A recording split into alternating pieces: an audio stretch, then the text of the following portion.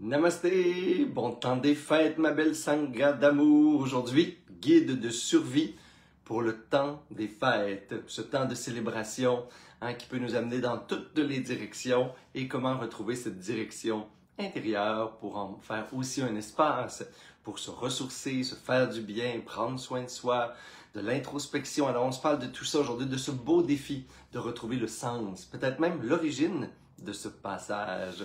Alors, coucou à tous ceux qui sont en direct. Allô Nathalie, coucou Cécile. J'espère que vous allez bien. J'attends quelques petites secondes, là, vous le savez, pour ceux qui sont habitués. En différé, ben, pensez à autre chose, là. Installez-vous. Regardez dehors. Hey, le soleil aujourd'hui, mais le soleil, on fête son apparition, le retour. Alors voilà, il est là, omniprésent aujourd'hui pendant que je vous parle en tout cas. Alors, coucou tout le monde, allô Lynn, j'espère que tu vas bien. Coucou tous ceux qui sont en direct ce matin, on prend le temps pour se connecter ensemble. Allô ma belle Christine, allô ma belle Ginette Bisson, j'espère que tu vas bien. Coucou Caroline, bon matin. Allô Louise. Ah, je sais pas comment vous êtes. Moi, mon agenda, il s'est tapissé. Puis là, c'est saturé. Puis là, je dis juste non. Je suis dans ma phase non. Je dis non en disant les petits espaces qui restent, ben, c'est pour moi. C'est de moi à moi avec amour. Et c'est de moi à mon amoureux avec amour. Et c'est ça. C'est entre le cocon et l'explosion et la célébration, ben, ça prend un équilibre. Alors voilà. Fait que je sais pas vous comment vous gérez votre temps des fêtes, mais des fois, non est une réponse complète, satisfaisante, honnête. Alors voilà, on va se parler aujourd'hui de ce guide de survie spirituelle. J'ose dire des gros mots là. On dirait qu'aujourd'hui, tu sais, mes amis qui font beaucoup de live avec vous autres et tout ça, là, conférenciers, personnalités publiques, etc. Ils me disent toujours « Ah Martin, moi spiritualité, dès que j'en parle, les gens pensent que je parle d'une secte. Dès que je dis tel mot, dès que je parle de l'âme, tu sais, j'ai l'air ésotérique et ainsi de suite. » Je suis tellement heureux de pouvoir leur dire « Ben moi, je parle de tous ces gros mots-là. Là. Et j'ai une gang qui a besoin qu'on en parle. » Ce temps des fêtes, on a besoin qu'on parle pas juste des recettes pompettes, pas juste de comment faire le nouveau cocktail à la mode de l'année, puis pas juste des nouveaux paquets d'emballage, puis pas juste de comment économiser pour faire un gros buffet. On a besoin qu'on se rappelle le sens spirituel, le sens intérieur. Parce que sinon, là, si on a peur de ces mots-là, ben c'est comme si on évitait, je trouve, le plus beau de la vie.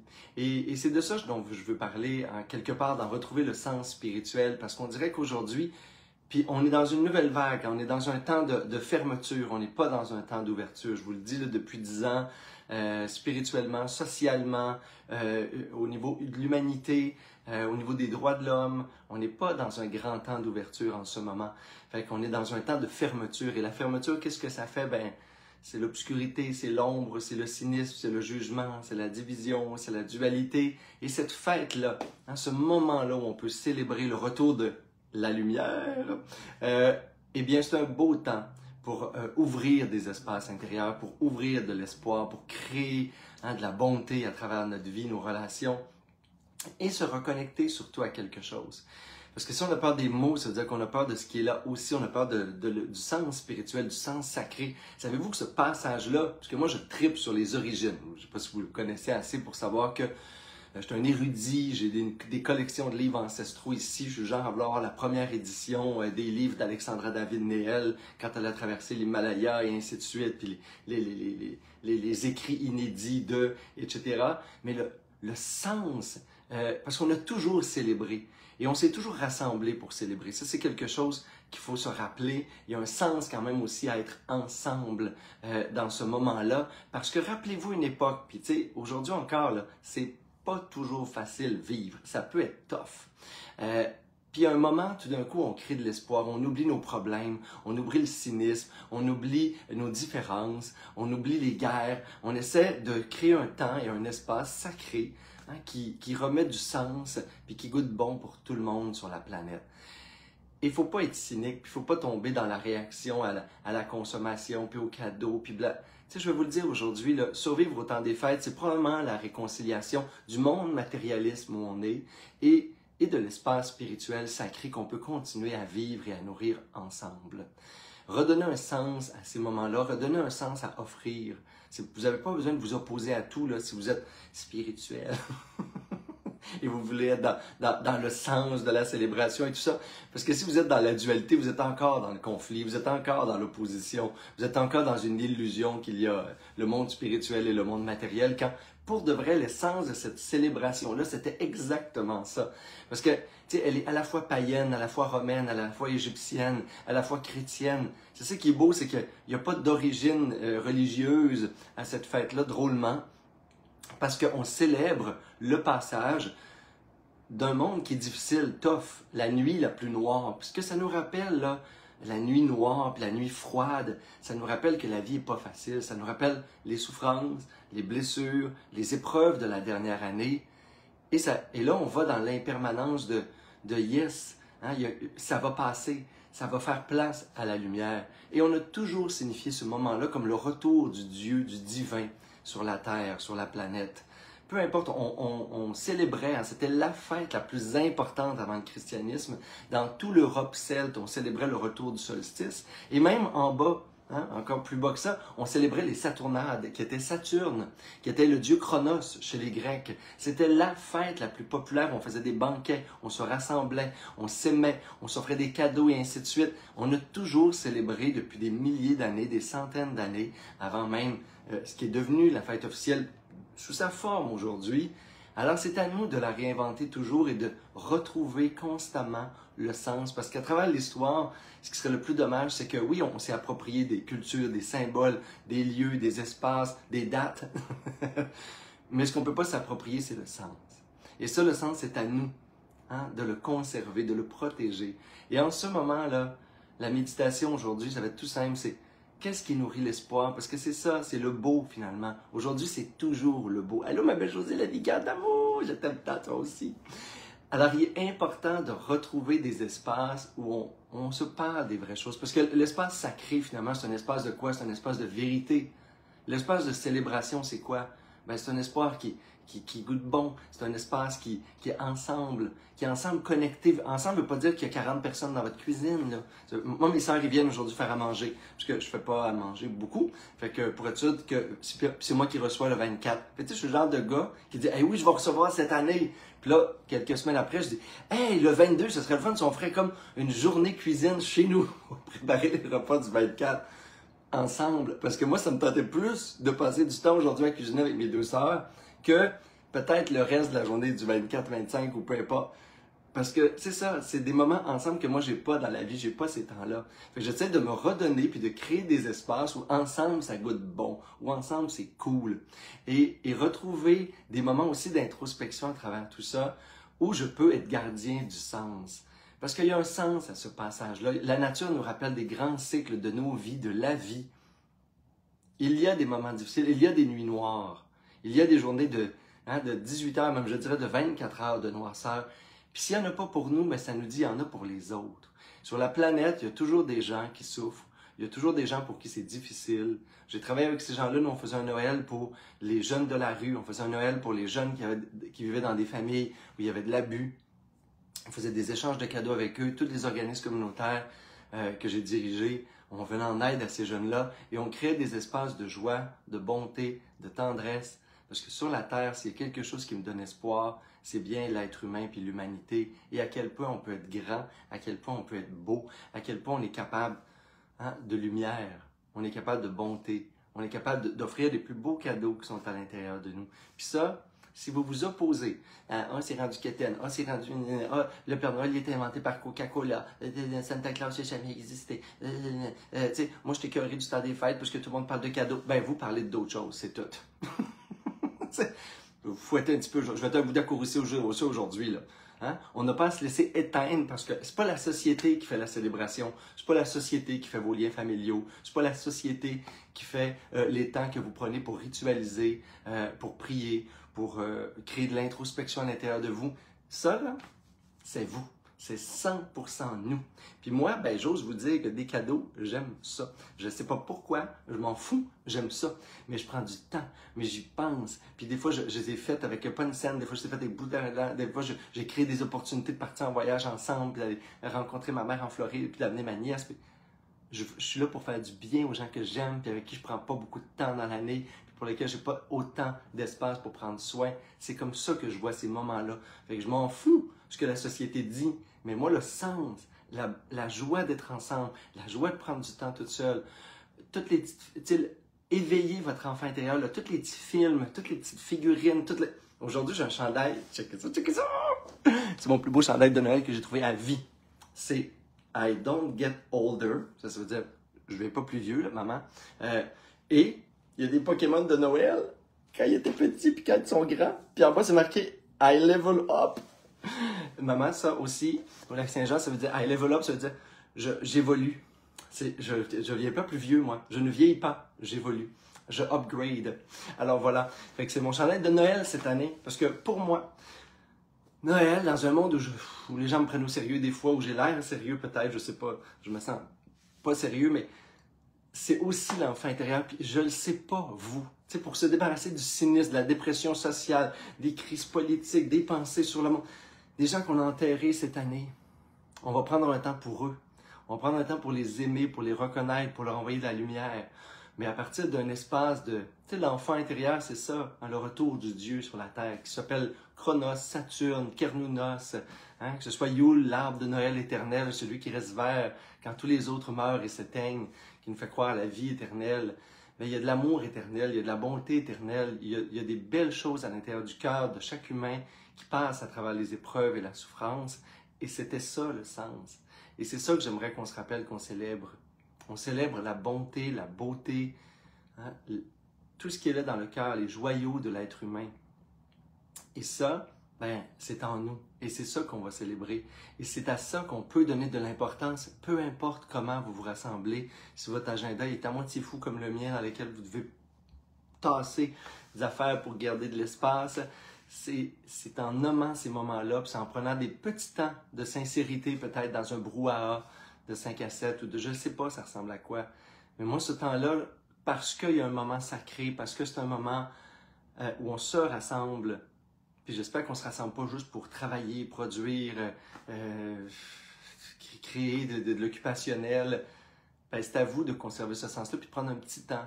Puis peut-être d'imposer un nouveau rituel dans le temps des fêtes à des personnes, votre famille, votre conjoint, pour dire, OK, on va se faire un temps où on parle d'espoir. Aujourd'hui, je veux qu'on médite sur l'espoir. Parce que le grand sens de cette fête-là, qui est transversale à toute culture, à toute civilisation, ça a toujours été de dire, mais en quoi j'ai espoir?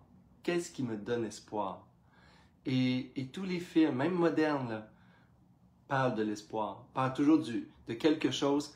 Et le cynisme, c'est probablement le grand ennemi de l'espoir en ce moment. C'est celui qui est dans un désespoir résigné, frustré, agressif, passif. C'est ça, si l'esprit du cynisme était là, ce seraient tous ces défauts-là qu'il y aurait en lui. Fait qu'on n'a pas à tomber là-dedans dans le temps des fêtes parce que tout le monde ne célèbre pas de la même façon que nous, puis tout le monde n'est pas aussi spirituel que nous. Si on tombe là-dedans, on tombe dans une espèce de cynisme spirituel aussi. Et c'est ce que j'espère qu'on ne s'offrira pas. Fait qu'aujourd'hui, je veux qu'on revienne au sens. Et la méditation, je pense qu'il fait le plus de sens de ce passage qu'on vient juste de vivre, là. Ça fait 2 jours, de la nuit la plus noire à la croissance du soleil, de la vie, de l'espoir. Mais moi, là, quand je regarde le monde, l'humanité, l'existence, mon expérience humaine, en quoi j'ai espoir? Et qu'est-ce qui nourrit cet espoir-là en moi? C'est 2 grandes questions. Puis l'espoir, c'est croire qu'il y aura des jours meilleurs, c'est croire qu'en moi, il y a quelque chose de beau et de bon. Hein? Même si je l'ai oublié là, dans la dernière année, c'est ça, le sens de, le retour de la lumière, le retour du divin sur la terre. C'est en moi, moi aussi, mon petit Bouddha s'illumine, qu'on soit bouddhiste, chrétien, païen, ou tout ça en même temps, ça n'a aucune importance. C'est universel, c'est le langage des symboles, c'est la direction qu'on peut prendre intérieurement. Alors aujourd'hui, on médite, on s'assoit et on dit « My God, qu'est-ce qui me donne espoir, moi, dans la vie? Quand ça va mal, là, puis quand je regarde l'humanité, puis ça va moins bien, puis quand j'ai souffert, puis face à même la mort, puis les décès, en quoi j'ai foi? Qu'est-ce qui me donne espoir? Et comment je nourris cet espoir-là? Comment je nourris ma bonté? Comment je nourris ma lumière intérieure, le retour de la lumière? Qu'est-ce qui nourrit ma flamme sacrée? Qu'est-ce qui nourrit ce qui est beau et bon en moi? C'est le petit moment de réflexion, méditation qu'on se donne aussi aujourd'hui. les beaux amis d'amour. Et rappelez-vous, ça c'est mon slogan parce que je m'en vais vers mes 50 ans, pas cette année, mais bientôt. I don't get older, I level up. C'est ce qui me donne espoir. Mes sœurs s'en viennent, puis avec mes sœurs, on ricane, puis on rit tout le temps. J'ai l'impression que leur esprit est déjà là. Je me suis réveillé, puis je ricanais. On rit, nous, de rien. Mais il se passe rien, puis on part à rire. Fait qu'on est comme le trio du rire et du sourire. Fait que mon euphorie est déjà là, palpable, ce matin avec vous. Même si j'essaie de parler de choses profondes qui ont du sens. Mais mon petit cœur est un cœur d'enfant joyeux. Alors voilà. Et avec notre cœur d'enfant joyeux ou pas, avec ce qui est là, on s'assoit, on s'immobilise un instant. La méditation, c'est toujours juste un moment de présence. C'est tout ça et juste ça. Un moment de présence. Une qualité de présence.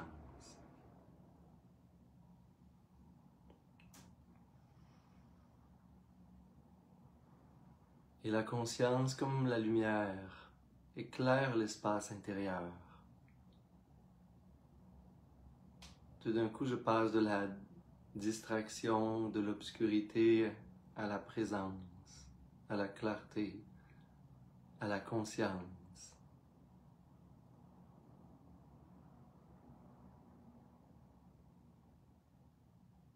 Et je peux prendre quelques belles respirations profondes en débutant ma pratique, quelle qu'elle soit, en amenant l'esprit sur le souffle, en me rappelant que plus je suis présent aux choses, aux expériences, à ce qui m'habite, et plus l'écho, la résonance de ça va être grande à l'intérieur. La présence est un espace d'accueil, d'intégration, pour absorber quelque chose, le savourer encore un peu plus longtemps. Et je commence toujours par savourer cet instant, ce moment présent.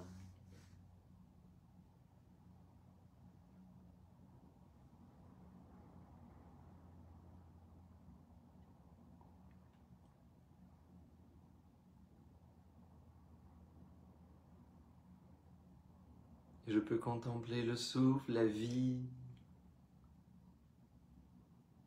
à travers les narines, à travers les légères sensations de fraîcheur et de chaleur quand ça respire, et me rappeler que ceci est la vie, que c'est la vie qui m'est offerte comme un cadeau, le premier, le plus beau des cadeaux.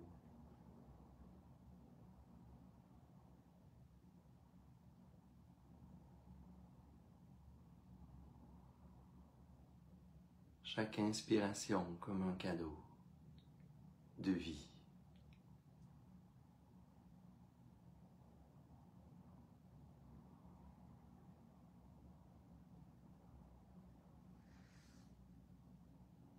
Et je peux ramener à la conscience ou faire jaillir de mon cœur en quoi j'ai espoir. Dans les moments sombres, les moments de petite déprime, les moments de négativité, quand mon esprit devient obscur. Quand la vie est difficile. Quand l'humanité n'est pas toujours à son meilleur.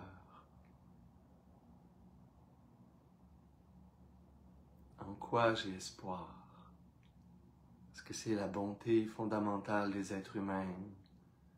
Est-ce que c'est mes propres qualités de compassion? Est-ce que c'est la nature d'amour de tous les êtres?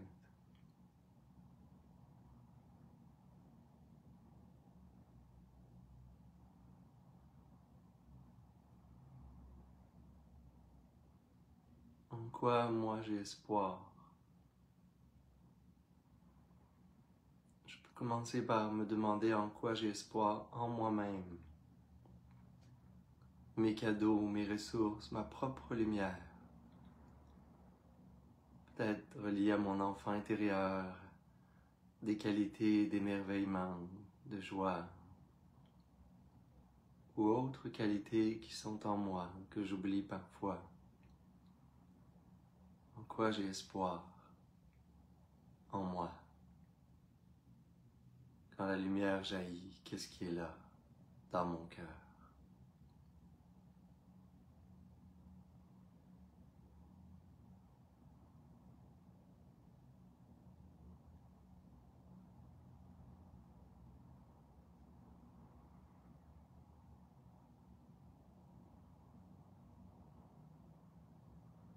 Quels sont les plus beaux cadeaux que j'ai à offrir à l'humanité et au monde?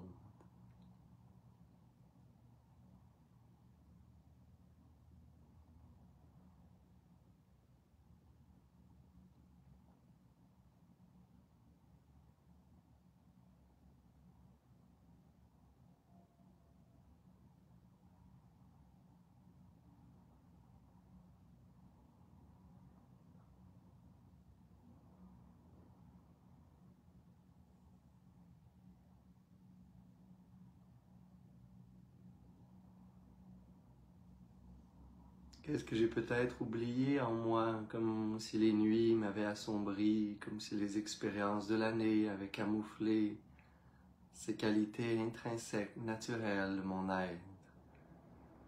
Qu'est-ce que le retour de la lumière, le retour de l'espoir permet de réveiller en moi?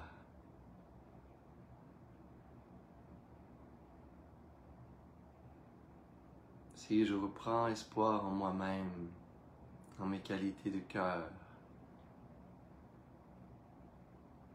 vers quoi je me tourne intérieurement?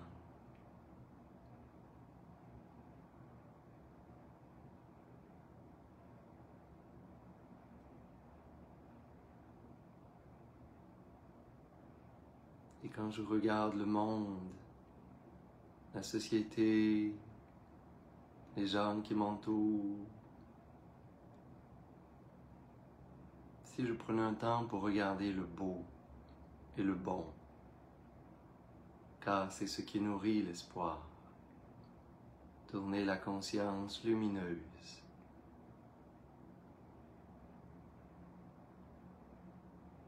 croire en la bonté du monde, aux gestes de générosité, aux actions glorieuses, à la tendresse, à la compassion, croire en la paix.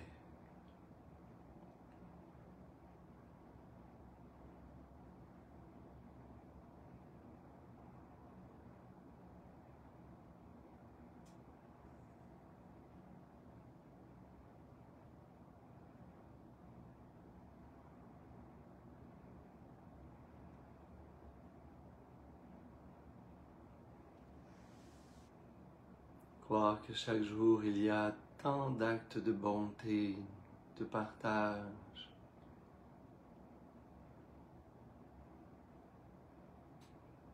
qu'il y a des êtres humains qui sont grands dans leur cœur, qui contribuent au bonheur des autres, à la paix, à l'harmonie du vivre ensemble. Croire que moi aussi je peux y contribuer et générer dans mon cœur l'espoir.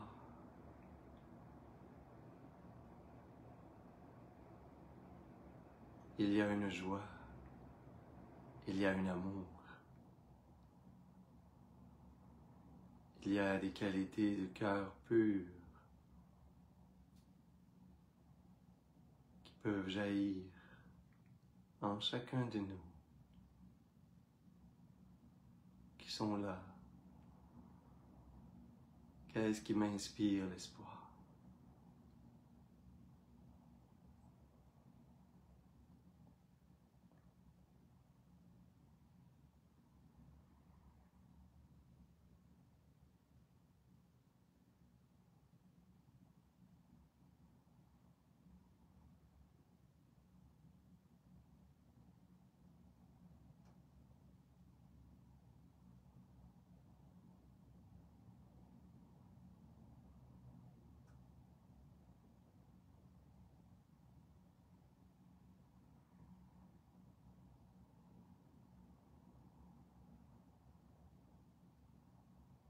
Il y a ces moments, ces souvenirs, ces exemples. Et je cherche à honorer, à amener la conscience sur tout ce qui construit l'espoir.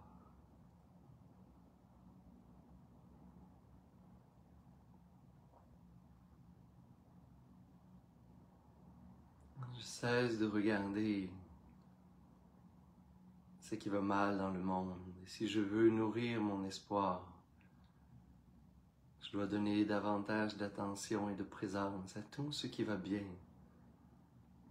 dans ma vie, dans mon monde, ce qui illumine mon cœur, plus que mes souffrances ou mes blessures. Je dois accorder de l'attention et me réjouir davantage à tout ce qui est beau et bon autour de moi, dans le monde, comme une nourriture à l'espoir.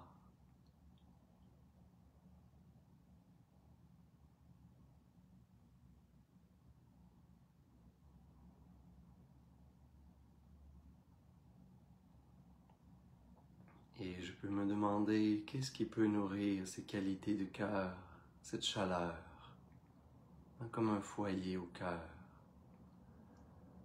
Comment j'aimerais me vivre dans le temps des fêtes pour partager, conserver cette chaleur au cœur.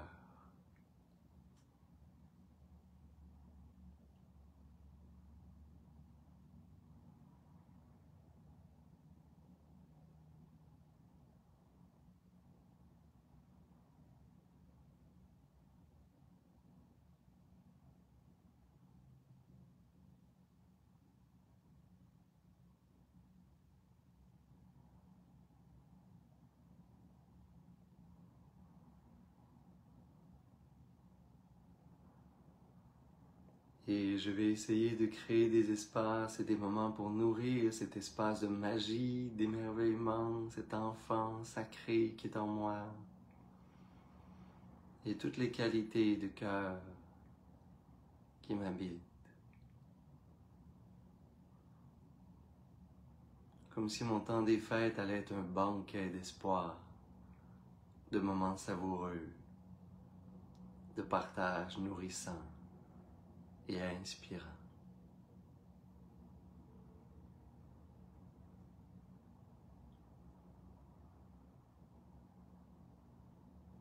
Et vous pouvez reprendre quelques belles respirations profondes, laisser circuler tout ça.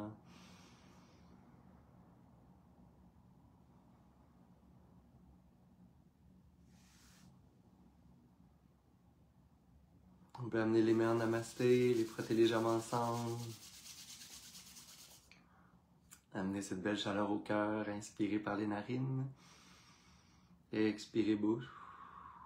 Et inspirer pour faire vibrer le son Om.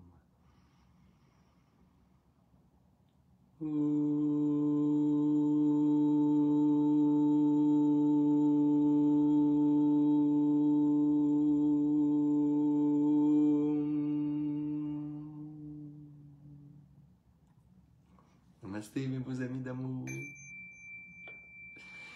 Et je vous souhaite que ce temps des fêtes goûte bon pour vous.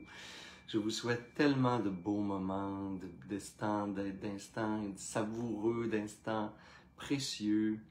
Et essayez d'amener toujours de la conscience, plus sur les moments, sur les micro-moments des fois, qui goûtent bon, qui nous réconcilient avec les autres, la famille, la société, le monde. Accordez toute votre attention à ça. Et demandez-vous, c'est à vous de nourrir cet espace de magie, d'enfant, sacré à l'intérieur de vous. Qu'est-ce qui le nourrit? Vous en êtes responsable à 100%. Et je m'en fais des bonbons patates. Donc voilà, que ça goûte bon aussi dans ma bouche les prochains jours. Et c'est recette classique de grand-maman Guillemette. Donc c'est moi qui l'ai fait.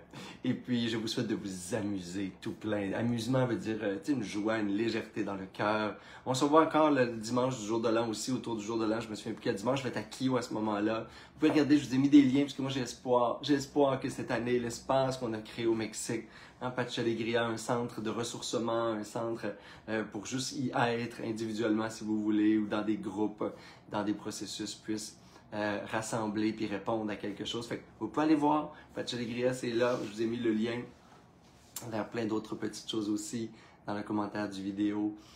Et merci de faire partie de ma vie. C'est vous, c'est nous, c'est de voir qu'il y a autant de gens qui s'intéressent encore à ce qui goûte bon dans la vie, qui veulent se développer intérieurement, qui me fait garder énormément d'espoir. Alors, ceux qui sont là dans mes retraites, surtout, là, ceux que je vois, que je câline, qu'on pleure de gratitude, d'amour, des moments précieux, sacrés, et on s'est vu toute l'année, c'est plus de 20 retraites, événements que j'ai animés cette année, c'est les voyages. On va faire des bilans, là, c'est comme 60 000 heures de vidéos YouTube que les gens écoutent sur ma chaîne. C'est énorme. J'ai vendu encore plus de 10 000 livres cette année, 4 ans après avoir publié mon dernier. Alors, tu sais, merci, merci. Moi, c'est pas parce que c'est moi, c'est juste c'est ce que je vois. Mais ça et plein de petits moments au quotidien. Moi, je me tourne vers la beauté, vers l'espoir, pas vers la madame qui est en train d'avoir l'air bête, mais celle qui sourit à l'autre, ainsi de suite. Il y a des micro-moments d'espoir et de beauté dans le monde. Et je vous le dis, c'est dans ce moment où ça se ferme, c'est le temps de compenser avec des cœurs et des esprits ouverts. Parce que c'est probablement ce qui va nous garder vivants et ce qui va garder ce qui goûte bon. Quand les autres auront besoin de venir se ressourcer, on sera là. Et c'est ça que vous pouvez offrir, peut-être des grands bras, un grand cœur ouvert pour ce temps des fêtes. Namasté. Merci d'être dans ma vie. Merci.